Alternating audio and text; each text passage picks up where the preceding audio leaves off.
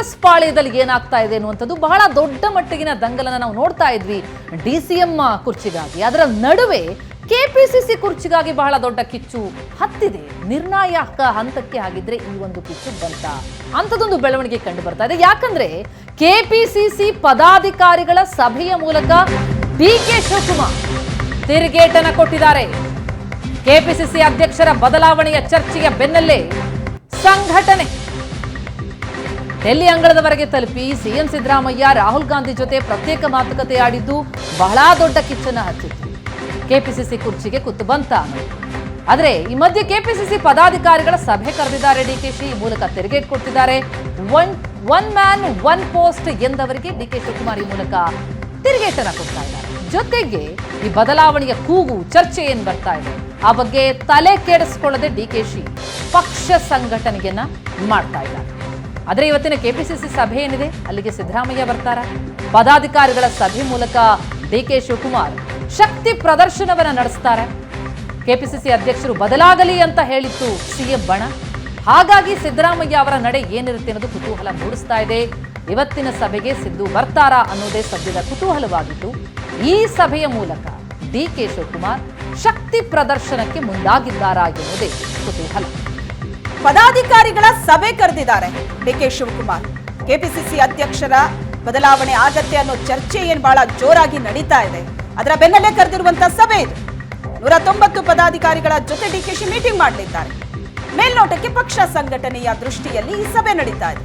ಆದ್ರೆ ನಿಜಕ್ಕೂ ಕೂಡ ಇದೇ ಕಾರಣನ ಅಥವಾ ಶಕ್ತಿ ಪ್ರದರ್ಶನದ ಮೂಲಕ ಒಂದು ಸ್ಟ್ರಾಂಗ್ ಸಂದೇಶವನ್ನ ರವಾನಿಸೋದಕ್ಕೆ ಮುಂದಾದ್ರ ಡಿಕೆ ಶಿವಕುಮಾರ್? ಸಿಎಂ ಬಣದಲ್ಲಿರುವಂತಹ ನಾಯಕರು ಕೆಪಿಸಿಸಿ ಅಧ್ಯಕ್ಷ ಬದಲಾವಣೆ ಆದ್ರೆ ತಪ್ಪೇನು ಅನ್ನೋ ಸ್ಟೇಟ್ಮೆಂಟ್ ಅನ್ನ ಕೊಡ್ತಾ ಇದ್ರು.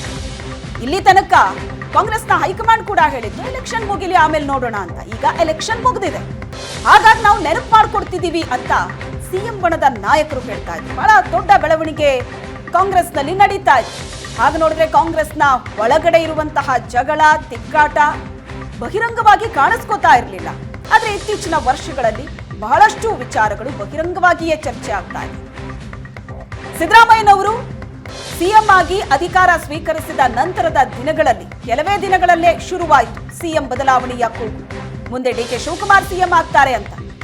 ಅದಾದ ನಂತರ ಲೋಕಸಭೆ ಚುನಾವಣೆ ಒಂದು ಸಣ್ಣ ಬ್ರೇಕ್ ಬಿದ್ದಿತ್ತು. ಈಗ ಮತ್ತೆ ಆ ಚರ್ಚೆ ಬಹಳ ಜೋರಾಗಿದೆ. ಸಿಎಂ ಬದಲಾವಣೆ, ಹೆಚ್ಚುವರಿ ಡಿಸಿಎಂ ಇಂಥ ಚರ್ಚೆಗಳ ನಡುವೆ ಕೆಪಿಸಿಸಿ ಅಧ್ಯಕ್ಷ ಬದಲಾವಣೆ ವಿಚಾರವೂ ಕೂಡ ಬಹಳ ದೊಡ್ಡ ಚರ್ಚೆ ಆಗ್ತಾ ಇದೆ. ಹಾಗಾದ್ರೆ ಇದೆಲ್ಲದರ ಬಗ್ಗೆ ಹೈಕಮಾಂಡ್ ಯಾವ ರೀತಿಯಾದ ಸ್ಟ್ಯಾಂಡ್ ತೆಗೆದುಕೊಳ್ಳುತ್ತೆ? ಏನೇ ಖಡಕ್ ಸಂದೇಶವನ್ನ ಕೊಟ್ಟರೂ ಕೂಡ ಈ ಚರ್ಚೆಗಳು ಕಾಂಗ್ರೆಸ್ ವಲಯದಲ್ಲಿ ಬಹಳ ಜೋರಾಗಿ ನಡೀತಾ ಇದೆ. ಡಿಕೆ ಶಿವಕುಮಾರ್ ಅವರೇ ಮೊನ್ನೆ ಖಡಕ್ ಆದಂತ ವಾರ್ನಿಂಗ್ ಕೊಟ್ಟರು. ಹೆಚ್ಚುವರಿ ಡಿಸಿಎಂ ಮತ್ತು ಸಿಎಂ ಬದಲಾವಣೆ ಬಗ್ಗೆ ಯಾರು ಸಹ ಬಹಿರಂಗವಾಗಿ ಚರ್ಚೆ ಮಾಡೋ ಹಾಗಿಲ್ಲ, ಸ್ಟೇಟ್ಮೆಂಟ್ ಕೊಡೋ ಹಾಗಿಲ್ಲ ಅಂತ. ಈಗ ಕೆಪಿಸಿಸಿ ಅಧ್ಯಕ್ಷ ಸ್ಥಾನ ಬದಲಾವಣೆ ವಿಚಾರವಾಗಿಯೇ ಬಹಳ ಜೋರಾಗಿ ಚರ್ಚೆ ಆಗ್ತಾ ಇದೆ. ಪಕ್ಷ ಸಂಘಟನೆಯ ದೃಷ್ಟಿಯಿಂದ ಅಂತ ಪದಾಧಿಕಾರಿಗಳ ಸಭೆ ಕರೆದಿದ್ದಾರೆ. 190 ಪದಾಧಿಕಾರಿಗಳು ಈ ಮೀಟಿಂಗ್ ನಲ್ಲಿ ಇರ್ತಾರೆ. ಇದೊಂದು ಶಕ್ತಿ ಪ್ರದರ್ಶನ ಅಂತಲೇ ಬಿಂಬಿಸಲಾಗ್ತಾ ಇದೆ. ಎಸ್, ಈ ಬಗ್ಗೆ ಡೀಟೇಲ್ಸ್ ಪಡಿತಾ ಹೋಗೋಣ. ನಮ್ಮ ಪ್ರತಿನಿಧಿ ಮಾರುತೇಶ್ ಈಗ ಸಂಪರ್ಕದಲ್ಲಿದ್ದಾರೆ. ಮಾರುತೇಶ್, ಒಂದು ಕಡೆ ಇಲ್ಲಿ ಡಿಸಿಎಂ ಹೆಚ್ಚುವರಿ ಡಿಸಿಎಂನ ಕೂಗು ಬಹಳ ಜೋರಾಗಿ ಕೇಳಿ ಬರ್ತಾ ಇತ್ತು. ಜೊತೆಗೆ ಸಿಎಂ ಬದಲಾವಣೆಯ ಕೂಗು ಜೋರಾಗಿ ಕೇಳಿ ಬರ್ತಾ ಇತ್ತು. ಇದರ ಮಧ್ಯದಲ್ಲಿ ಈ ಕೆಪಿಸಿಸಿ ಅಧ್ಯಕ್ಷ ಗಾದಿಗೆ ಕುತ್ತು ಬಂದಿದೆ. ಬದಲಾವಣೆಯಾಗುತ್ತೆ ಅನ್ನುವಂಥ ಚರ್ಚೆಯ ನಡುವೆ ಡಿಕೆ ಶಿವಕುಮಾರ್ ಏನೂ ಆಗೇ ಇಲ್ಲ ಅನ್ನೋ ರೀತಿಯಲ್ಲಿ ಈ ಸಭೆಗಳ ಮೇಲೆ ಸಭೆ ನಡೆಸ್ತಾ ಇರುವಂಥದ್ದು. ಜೊತೆಗೆ ಇವತ್ತಿನ ಈ ಪದಾಧಿಕಾರಿಗಳ ಸಭೆ ಯಾವ ಸಂದೇಶವನ್ನು ರವಾನಿಸ್ತಾ ಇದೆ? ತಮ್ಮ ವಿರೋಧಿ ಬಣಕ್ಕೆ ಡಿಕೆ ಶಿವಕುಮಾರ್ ಈ ಮೂಲಕ ಹೇಳೋದಕ್ಕೆ ಬಯಸ್ತಾ ಇರೋದು ಏನು? ಈ ಸಭೆಯ ಅಜೆಂಡಾ ಏನು? ಪ್ರತಿಮಾ, ಬಹಳ ಸ್ಪಷ್ಟವಾಗಿ ಕೆಪಿಸಿಸಿ ಅಧ್ಯಕ್ಷರ ಬದಲಾವಣೆ ಚರ್ಚೆ ಬಗ್ಗೆ ನಾನು ತಲೆ ಕೆಡಿಸ್ಕೊಂಡಿಲ್ಲ, ಡೋಂಟ್ ಕೇರ್ ಅನ್ನೋದನ್ನ ಡಿಕೆ ಶಿವಕುಮಾರ್ ಅವರು ಈ ಸಭೆಯ ಮೂಲಕ ತೋರಿಸ್ಕೊಡ್ಲಿಕ್ಕೆ ಹೊರಟಿದ್ದಾರೆ. ಕೆಪಿಸಿಸಿ ಪದಾಧಿಕಾರಿಗಳ ಸಭೆಯನ್ನ ಕರೆದಿದ್ದಾರೆ. ಕೆಪಿಸಿಸಿ ಉಪಾಧ್ಯಕ್ಷರು, ಪ್ರಧಾನ ಕಾರ್ಯದರ್ಶಿಗಳು, ಜೊತೆಗೆ ಕಾರ್ಯಾಧ್ಯಕ್ಷರು, ಜೊತೆಗೆ ಇಡೀ ಕರ್ನಾಟಕದ ಎಲ್ಲಾ ಜಿಲ್ಲೆಯ ಜಿಲ್ಲಾಧ್ಯಕ್ಷರುಗಳು ಕೂಡ ಈ ಸಭೆಯಲ್ಲಿ ಭಾಗಿಯಾಗ್ತಾ ಇದ್ದಾರೆ. ಅಂದ್ರೆ ಕೆಪಿಸಿಸಿ ಸಂಘಟನೆ ವಿಚಾರದಲ್ಲಿ ನಾನು ಎಷ್ಟು ಕಮಿಟ್ಮೆಂಟ್ ಅಲ್ಲಿ ಕೆಲಸ ಮಾಡ್ತೀನಿ ಮತ್ತು ಪಕ್ಷ ಸಂಘಟನೆ ಅನ್ನುವಂಥದ್ದು ಹೇಗ್ ಮಾಡ್ತೀನಿ ಅನ್ನೋದಂತ ಒಂದು ಸಭೆ ನಡೆಸೋ ಮೂಲಕ ಒಂದು ತಿರುಗೇಟು ಅಂತ ಹೇಳಿದ್ರೆ ತಪ್ಪಾಗ್ಲಿಕ್ಕಿಲ್ಲ. ಯಾಕೆಂದ್ರೆ 1 ವರ್ಷ ಆಗಿದೆ, ಕೆಪಿಸಿಸಿ ಅಧ್ಯಕ್ಷರ ಬದಲಾವಣೆ ಆಗಬೇಕು, ಜೊತೆಗೆ ಡಿಸಿಎಂ ಹೆಚ್ಚುವರಿ ಮಾಡಬೇಕು ಅನ್ನುವಂತ ಚರ್ಚೆಗಳ ನಡುವೆ ಡಿ ಕೆ ಶಿವಕುಮಾರ್ ಅವರು ಈ ಸಭೆ ಕರೆದಿರೋದು ಅತ್ಯಂತ ಮಹತ್ವವನ್ನ ಪಡೆದುಕೊಂಡಿದೆ. ಇನ್ನು ಮಹತ್ವ ಇರುವಂತದ್ದು ಸಭೆಯ ಒಳಗೆ ಡಿ ಕೆ ಶಿವಕುಮಾರ್ ಯಾವ ಸೂಚನೆಯನ್ನ ಕೊಡ್ತಾರೆ, ಏನ್ ಮಾತುಗಳನ್ನ ಆಡ್ತಾರೆ, ಪದಾಧಿಕಾರಿಗಳನ್ನ ಉದ್ದೇಶಿಸಿ ಯಾವ ತೀರ್ಮಾನಗಳನ್ನ ತೆಗೆದುಕೊಳ್ತಾರೆ, ಮುಂದೆ ಪಕ್ಷ ಸಂಘಟನೆ ವಿಚಾರಕ್ಕೆ ಸಂಬಂಧಪಟ್ಟಾಗೆ ಏನಾದ್ರು ಹೇಳ್ತಾರ, ಅಥವಾ ಕೆಪಿಸಿಸಿ ಅಧ್ಯಕ್ಷರ ಸ್ಥಾನ 1 ವರ್ಷಕ್ಕೆ ಅಂತ ಹೇಳಿದ್ರು, ಹಾಗಾಗಿ ಹೈಕಮಾಂಡ್ ನಿರ್ಧಾರಕ್ಕೆ ನಾನು ಬದ್ಧ ಆಗಿ ಕೆಪಿಸಿಸಿ ಅಧ್ಯಕ್ಷ ಸ್ಥಾನವನ್ನ ಬಿಟ್ಕೊಡ್ತೀನಿ ಅಂತಾರ, ಏನು ಅನ್ನೋದು ಇನ್ನು ಕೂಡ ಸ್ಪಷ್ಟವಾಗಿ ಗೊತ್ತಾಗ್ತಾ ಇಲ್ಲ. ಸಭೆಯ ಬಳಿಕವಷ್ಟೇ ಗೊತ್ತಾಗ್ಬೇಕು. ಆದ್ರೆ ಒಂದಂತೂ ಸ್ಪಷ್ಟ, ಕೆಪಿಸಿಸಿ ಅಧ್ಯಕ್ಷರ ಸ್ಥಾನವನ್ನ ಎಷ್ಟು ಸಮರ್ಥವಾಗಿ ನಾನು ನಿಭಾಯಿಸಿದ್ದೀನಿ ಅನ್ನೋದನ್ನು ಕೂಡ ಇಡೀ ಸಭೆಯಲ್ಲಿ ಹೇಳ್ತಾರೆ ಅನ್ನುವಂತ ಮಾಹಿತಿ ಇದೆ. ಕಳೆದ 4 ವರ್ಷಗಳ ಕೆಪಿಸಿಸಿ ಅಧ್ಯಕ್ಷರಾಗಿ ಪಕ್ಷ ಸಂಘಟನೆಯಲ್ಲಿ ನಾನು ಏನ್ ಕೆಲಸ ಮಾಡಿದ್ದೀನಿ ಅನ್ನೋದನ್ನು ಕೂಡ ಒಂದು ವಿಸ್ತೃತವಾದಂತಹ ಮಾಹಿತಿಯನ್ನು ಕೂಡ ಸಭೆಯಲ್ಲಿ ಒದಗಿಸ್ತಾರೆ ಅನ್ನುವಂತ ಮಾಹಿತಿಗಳು ಲಭ್ಯವಾಗ್ತಾ ಇದೆ. ಜೊತೆಗೆ ಅವರೇ ಅಭಿಪ್ರಾಯ ವ್ಯಕ್ತಪಡಿಸಿರೋ ಹಾಗೆ ಕಾಂಗ್ರೆಸ್ ಪಕ್ಷವನ್ನ ಒಂದು ಕೇಡರ್ ಪಾರ್ಟಿಯಾಗಿ ಮಾಡಬೇಕು ಅನ್ನುವಂತಹ ಒಂದು ಸಂಕಲ್ಪವನ್ನ ಮಾಡಿದ್ದಾರೆ. ಅದರ ಜಾರಿಯ ಕುರಿತಾಗಿ ಏನೆಲ್ಲ ಪ್ಲಾನ್ ಆಫ್ ಆಕ್ಷನ್ಸ್ ಆಗ್ಬಹುದು ಅನ್ನೋದ್ರ ಕುರಿತಾಗಿಯೂ ಕೂಡ ಇವತ್ತಿನ ಸಭೆಯಲ್ಲಿ ಹೆಚ್ಚು ಪ್ರಸ್ತಾಪ ಮಾಡ್ತಾರೆ ಅಂತ ಕಾಣುತ್ತೆ.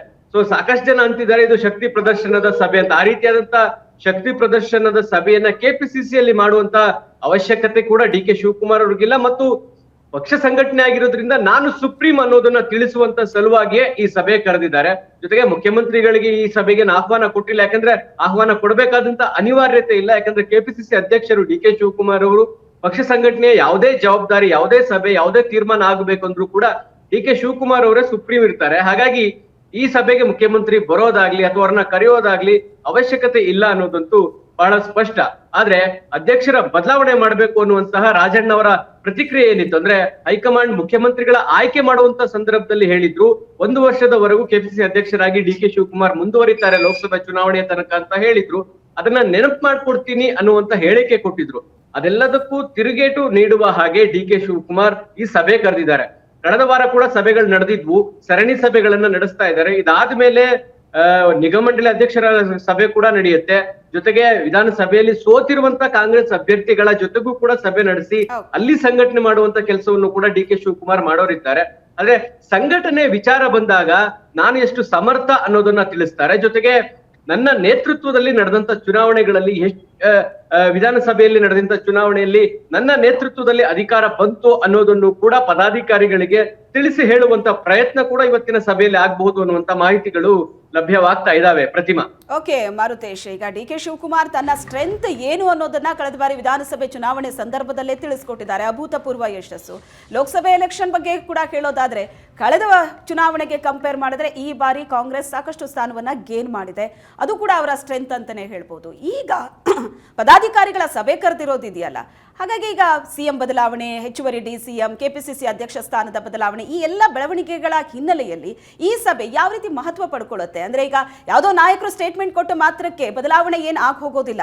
ಆದರೆ ಪದಾಧಿಕಾರಿಗಳಿಂದ ಹಿಡಿದು ಕಾರ್ಯಕರ್ತರಿಂದ ಹಿಡಿದು ಹೈಕಮಾಂಡ್ ಏನು ಯೋಚನೆ ಮಾಡ್ತಾ ಇದೆ ಇದ್ರ ಬಗ್ಗೆ?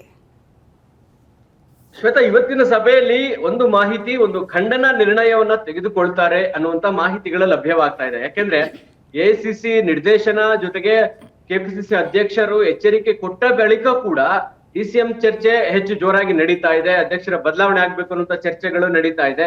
ಸೊ ಇದೆಲ್ಲದಕ್ಕೂ ಬ್ರೇಕ್ ಹಾಕುವಂತ ಸಲುವಾಗಿ ಒಂದು ಮಾಧ್ಯಮದ ಮೂಲಕ ಅಪೀಲ್ ಮಾಡಿದ್ರು ಡಿ ಕೆ ಶಿವಕುಮಾರ್ ಅವರು. ಅದಾದಾಗ್ಯೂ ಕೂಡ ಕೆಲವು ಟೀಕೆಗಳು ವ್ಯಕ್ತವಾಗ್ತಾ ಇದೆ, ಕೆಲವು ಅಭಿಪ್ರಾಯಗಳನ್ನ ವ್ಯಕ್ತಪಡಿಸ್ತಾನೆ ಇದ್ದಾರೆ.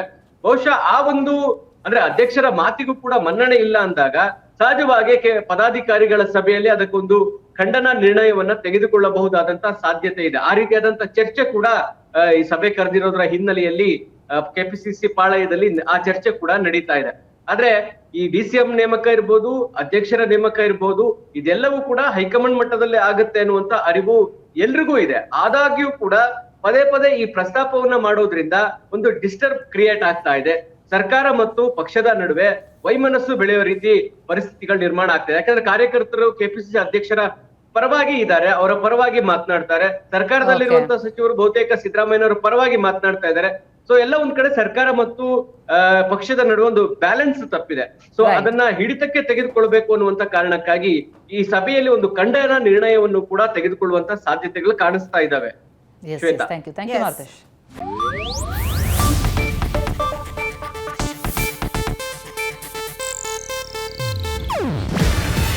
ಇದು ಏಷ್ಯಾನೆಟ್ ನ್ಯೂಸ್ ನೆಟ್ವರ್ಕ್ ಪ್ರಸ್ತುತಿ. ನೀವು ನೋಡ್ತಿದ್ದೀರಾ ಏಷ್ಯಾ ನೆಟ್ ಸುವರ್ಣ ನ್ಯೂಸ್.